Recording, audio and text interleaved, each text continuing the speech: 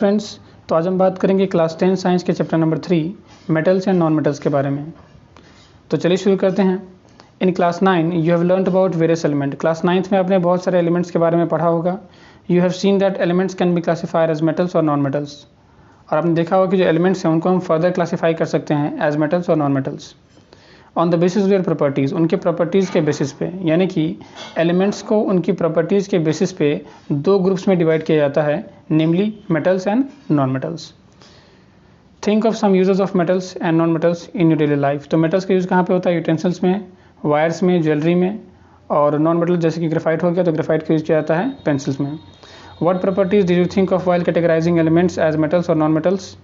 तो प्रॉपर्टीज़, उनकी जो कुछ प्रॉपर्टीज़ होती है जिनके बेसिस पे हम ये डिसाइड करते हैं कि ये मेटल है या नॉन मेटल। तो मेटल्स का क्या प्रॉपर्टी होता है? Malleability, ductility, high melting and boiling point, tensile strength, electrical and thermal connectivity. जबकि जो नॉन मेटल्स होते हैं उनमें प्रॉपर्टीज़ बिल्कुल मेटल्स के विपरीत होती है, बिल्कुल उसके उलट होती है। जैसे कि अगर आप अपीयरेंस की बात करेंगे तो मेटल्स का एक शाइनी अपीयरेंस होता है, जबकि जो नॉन मेटल्स हैं उनका एक डल अपीयरेंस होता है। हालांकि इसमें कुछ एक्सेप्शंस भी होते हैं जिसके बारे में आगे देखेंगे। How are this properties related to the use of these elements? ये जो प्रॉपर्टीज़ हैं ये इन एलिमेंट्स के यूज़ से कैसे रिलेटेड हैं? तो बिल्कुल रिलेटेड है। जैसे कि सिल्वर जो है, silver is the best conductor of electricity.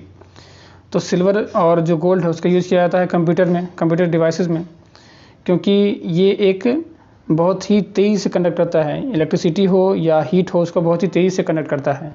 तो ऑब्वियसली इसकी जो प्रॉपर्टीज़ हैं वो उसके यूज़ को निर्धारित करती हैं कि इसके प्रॉपर्टीज़ के बेसिस पे हम डिसाइड करते हैं कि इसका यूज़ कहाँ पे होगा। Let us look at some of these properties in detail. तो ये कुछ प्रॉपर्टीज़ जो है इसके, उसके हम जानेंगे, जैसे कि फिजिकल प्रॉपर्टी हो गया या इसके अलावा केमिकल प्रॉपर्टी हो गया। तो फिजिकल प्रॉपर्टी में 3.1.1 मेटल्स का हम पढ़ेंगे physical property.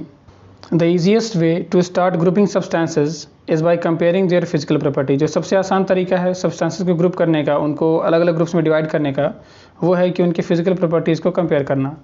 Let us study this with the help of the following activities.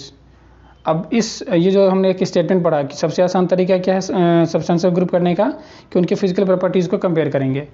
तो इसको हम एक्टिविटीज़ के माध्यम से समझेंगे।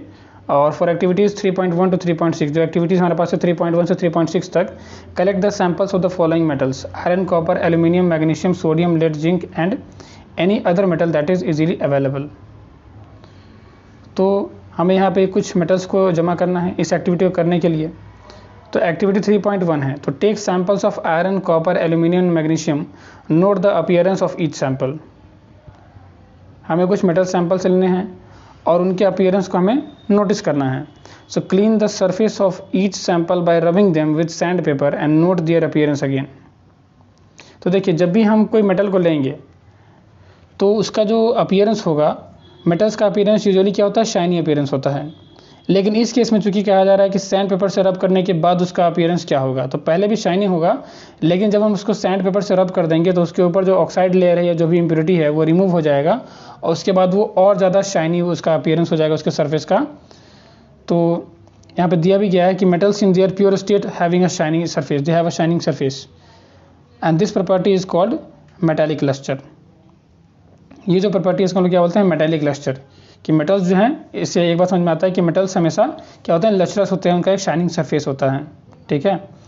Activity 3.2, take small pieces of iron, copper, aluminium, magnesium and try to cut these metals with a sharp knife and note your observation. हमें क्या करना है? इन सभी मेटल्स को एक शार्प नाइफ, एक बहुत ही तेज धार वाले चाकू से काट करके देखना है कि ये कटता है या नहीं कटता है। ठीक है। Hold a piece of sodium metal with a pair of tongs. जो सोडियम मेटल है उसे हमें हाथों में नहीं पकड़ना है, उसे हमें with a pair of tongs पकड़ना है। कॉशन क्या है यहाँ पे कि always handle sodium metal with care. जो सोडियम मेटल उसे हमेशा बहुत ही ध्यान से उससे उसे ट्रीट करना है, क्योंकि जो सोडियम जानते हैं कि बहुत ही रिएक्टिव होता है ना, उसका रिएक्शन हो जाता है ऑक्सीजन के साथ और उसमें आग लग सकती है। तो dry it by pressing between the folds of a filter paper. और हमें उसको सुखाना है कैसे? जो फिल्टर पेपर का फोल्ड होता है उसमें फिल्टर पेपर के भीतर रख के उसको हमें सुखाना है।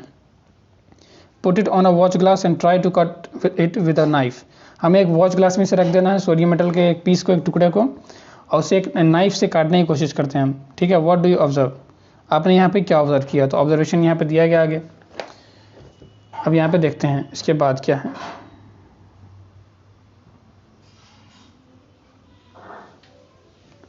चलिए, तो कह रहे you will find that metals are generally hard. आप भी देखेंगे कि जो मेटल्स है जनरली हार्ड है, यानी कि इसका मतलब क्या हुआ कि जब उसको हम काटेंगे तो वो नहीं कटेगा। ठीक है, मेटल्स जो है जनरली बहुत हार्ड होते हैं, they are hard and brittle, और इसलिए वो नहीं कटेगा। And the hardness varies from metal to metal, और ये जो हार्डनेस है ये मेटल टू मेटल क्या होता है, वेरी करता है। ठीक है, अब यहाँ पे एक और एक्टिविटी दिया गया, activity number 3.3, take pieces of iron, zinc, lead and copper, है ना। हमें आयरन, जिंक, लेड और कॉपर के कुछ पीसेज लेने हैं। Place any one metal on a block of iron and strike it 4 or 5 times with a hammer, what do you observe. यानी कि हमें आयरन, जिंक, लेड और कॉपर जो है हमें लेना है सैंपल, और हमें क्या करना है कि एक बड़ा सा आयरन का ब्लॉक है, उसके ऊपर हमें उस मेटल को रखना है और उसे पीटना है, किससे, 4 or 5 टाइम्स, एक हैमर से, एक हथौड़े से। व्हाट डू यू ऑब्जर्व, तो हम यहाँ पे क्या ऑब्जर्व करेंगे, तो हम ये ऑब्जर्व करेंगे कि उसका वो जो है वो मतलब कि that can be beaten into thin sheets, जिसको हम जितना पीटेंगे उसका सरफेस एरिया और बढ़ता जाएगा और वो एक पतले शीट में कन्वर्ट हो जाएगा। ठीक है, रिपीट विथ अदर मेटल्स, और हमें उसको बाकी सारे मेटल्स के साथ रिपीट करना है। And record the change in the shape of this metals, तो बिल्कुल उसका जो शेप है वो क्या होगा, उसका जो सरफेस एरिया वो बढ़ता जाएगा जैसे जैसे उसको हम पीटेंगे, और वो एक थिन शीट में कन्वर्ट हो जाएगा। You will find that some metals can be beaten into thin sheets and this property is called malleability. ये जो प्रॉपर्टी इसको क्या बोलते हैं, मैलिएबिलिटी बोलते हैं। Did you know that gold and silver are the most malleable metals, क्या आप जानते हैं कि गोल्ड और सिल्वर जो है वो मोस्ट मैलिएबल मेटल्स होते हैं। ठीक है, तो ये आप याद रखिएगा, ऑब्जेक्टिव क्वेश्चन में आ सकता है कि सबसे ज़्यादा मैलिएबल मेटल्स कौन कौन से होते हैं, तो गोल्ड और silver. Activity 3.4, consider some metals such as iron, copper, aluminium, lead etcetera, which of the above metals are also available in the form of wires, है ना, कि हमें कुछ मेटल्स लेने हैं और इनमें से कौन कौन है जो कि हमें वायर्स के फॉर्म में भी अवेलेबल होते हैं हमारे आसपास। ठीक है, तो इसमें से सिर्फ कॉपर और एल्यूमिनियम का यूज़ किया जाता है वायर्स को बनाने के लिए, बाकी आयरन का यूज़ नहीं किया जाता है, क्योंकि आयरन का बहुत ही हाई रेसिस्टेंस होता है। तो जिसमें वायर बनाने के लिए किसका यूज़ किया जाता है, जिसका रेसिस्टेंस कम हो, तो आयरन का रेसिस्टेंस तो बहुत ज़्यादा है, इसीलिए उसका यूज़ हम नहीं कर सकते हैं वायर बनाने के लिए, और लेड का खैर नहीं कर सकते हैं। कॉपर और एल्यूमिनियम, यही दो ऐसे मेटल्स हैं जिनका कि हम यूज़ करते हैं वायर्स बनाने के लिए। And which of the above metals are also available in the form of wires, तो उसका आंसर होगा कॉपर और aluminium. The ability of metals to be drawn into thin wires is called ductility, ये भी एक प्रॉपर्टी है, physical property है metals का, याद रखिएगा कि डक्टिलिटी क्या है, the ability of metals to be drawn into thin wires is called ductility. Gold is the most ductile metal, you will be surprise to know that a wire of about 2 kilometre length can be drawn from 1 gram of gold, यानी कि 1 gram gold का अगर हमारे पास 1 gram gold हमारे पास है, तो उसको मतलब कि इतना डक्टाइल होता है कि उससे हम 2 किलोमीटर लंबा हम वायर बना सकते हैं 1 ग्राम गोल्ड से। It is because of their malleability and ductility that metals can be given different shapes according to our needs. अब ये जो है हमारे मतलब कि मेटल्स के मैलिएबिलिटी और डक्टिलिटी की वजह से होता है कि metals can be given different shapes according to our needs. Can you name some metals that are used for making cooking vessels, क्या आप कुछ कैसे मेटल्स का नाम बता सकते हैं जिनका कि हम यूज़ करते हैं कुकिंग वेसल्स में, है ना। तो उसका आंसर क्या होगा, एल्यूमिनियम एंड कॉपर। एल्यूमिनियम और कॉपर का हम यूज़ कहाँ पे करते हैं, कुकिंग वेसल्स को बनाने के लिए। And do you know why these metals are used for making vessels, तो क्योंकि इसका हायर थर्मल कंडक्टिविटी होता है।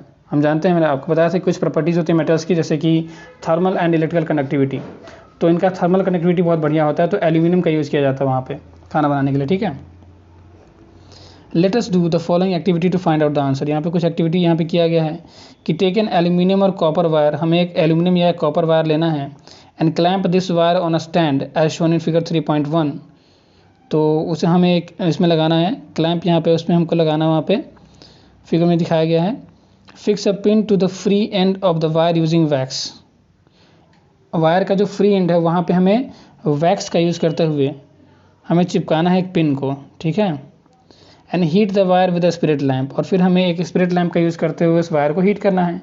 कैंडल और अ बर्नर, यानी कि स्पिरिट लैम्प हो, कैंडल हो या बर्नर हो, किसी का भी यूज़ करते हुए हमें एक मेटल वायर को हीट करना है। उस मेटल वायर से एक पिन जो है अटैच्ड है, ठीक है, वैक्स की सहायता से, यानी कि मोम, वैक्स मतलब मोम, तो मोम की सहायता से एक पिन जो है अटैच्ड है उस वायर से। What do you observe after some time, note your observations. Does the metal wire melt, क्या जो मेटल वायर है क्या पिघल गया, तो इसका आंसर होगा नो। हमारा ऑब्जर्वेशन क्या रहेगा, जैसे हम हीट करेंगे उस वायर को, उसके बाद क्या होगा कि उस वायर से वो पिन अटैच्ड है वैक्स की सहायता से यानी मोम, और मोम क्या होगा, पिघल जाएगा। तो मोम जैसे पिघलेगा तो क्या होगा, पिन नीचे गिर जाएगा। लेकिन ऐसा नहीं होगा कि वो पिघल गया, जो वायर है ऐसा नहीं होगा कि पिघल जाएगा, क्योंकि मेटल्स का बहुत ही हाई मेल्टिंग और बॉइलिंग पॉइंट होता है। इस वजह से वो वायर इतनी आसानी से नहीं पिघलेगा, लेकिन वो जो पिन है वो निकल जाएगा, क्योंकि वैक्स पिघल गया, मोम पिघल गया उसकी वजह से।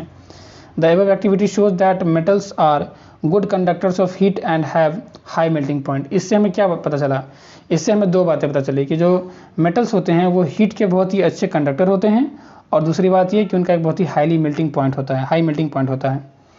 The best conductors of heat are silver and copper. ये भी याद रखिएगा कि हीट का सबसे बढ़िया कंडक्टर कौन सा होता है, silver and copper. Lead and mercury are comparatively poor conductors of heat. Lead और मरकरी जो है वो उसके कंपेरेटिवली क्या होते हैं, पुअर कंडक्टर होते हैं हीट के, लेकिन ये भी कंडक्टर होते हैं हीट के। लेकिन सबसे बढ़िया कंडक्टर कौन सा होता है, सिल्वर और कॉपर, ये हीट का सबसे बढ़िया कंडक्टर होता है। Do metals also conduct electricity. क्या जो मेटल्स हैं वो भी इलेक्ट्रिसिटी कंडक्ट करते हैं, लेट अस फाइंड आउट। तो अब हमें इसको भी फाइंड आउट करना है कि जो मेटल्स है वो इलेक्ट्रिसिटी कंडक्ट करते हैं या नहीं करते हैं। तो देखिए एक्टिविटी यहाँ पे बताया गया, एक्टिविटी नंबर 3.6 में set up an electric circuit as shown in figure 3.2। जैसे कि दिखाया गया फिगर नंबर 3.2 में हमें एक इलेक्ट्रिक सर्किट जो है दिखाया गया है। इसमें देखिए यहाँ पे बैटरी है, बैटरी से बल्ब यहाँ पे अटैच्ड है, यहाँ पे क्लिप्स लगे हुए हैं। और क्लिप यहाँ पे क्यों लगाया गया है, क्लिप इसलिए लगाया गया है कि जो सैंपल है उसके बीच में, सॉरी फिगर में आपको दिखा देता हूँ यहाँ पे, है ना, हाँ। तो यहाँ पे देख सकते हैं आपकी डायग्राम में एक बैटरी है, यहाँ पे बल्ब लगा हुआ है, एक स्विच है, और यहाँ पे कुछ क्लिप्स दिखाए गए हैं।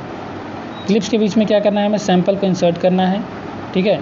तो सैंपल यहाँ पे क्या होगा, ऑब्वियसली एक मेटल होगा। तो set up an electric circuit as shown in figure 3.2 and place the metal to be tested in the circuit between terminals A and B as shown. Does the bulb glow, and what does this indicate? You must have seen that wires that carry current in your homes have a coating of polyvinyl chloride PVC or a rubber like material.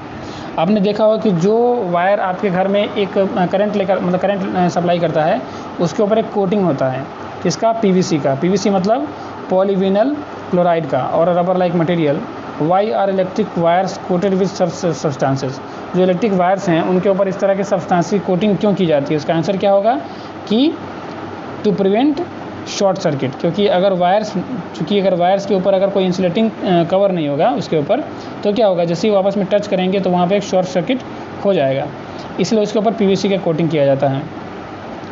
What happens when metals strike a hard surface. क्या होगा जब metals strike करते हैं कोई hard surface पे, do they produce a sound, है ना।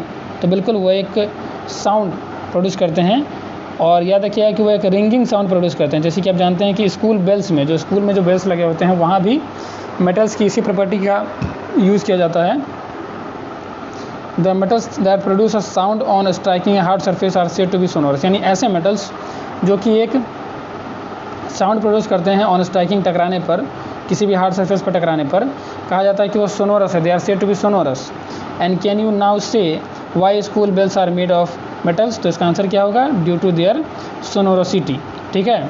तो ये थे कुछ फिजिकल प्रॉपर्टीज़ मेटल्स की, यानी कि उनका melting point, boiling point, electrical and thermal conductivity, उनका सोनोरोसिटी। और आपने ये भी देखा कि सबसे ज़्यादा डक्टाइल जो है, सबसे ज़्यादा डक्टाइल कौन कौन से होते हैं, जैसे कि गोल्ड और सिल्वर सबसे ज़्यादा डक्टाइल या मेलिएबल मेटल्स हैं, ठीक है। तो ये उनके कुछ प्रॉपर्टीज़ थे, है ना। और बेस्ट कंडक्टर ऑफ हीट यहाँ पे क्या बताया गया कि सिल्वर एंड कॉपर। उसके मुकाबले लेड और मरकरी जो है वो कंपैरेटिवली पुअर कंडक्टर होता है हीट का, ठीक है। तो ये थे फिजिकल प्रॉपर्टीज़ ऑफ मेटल्स।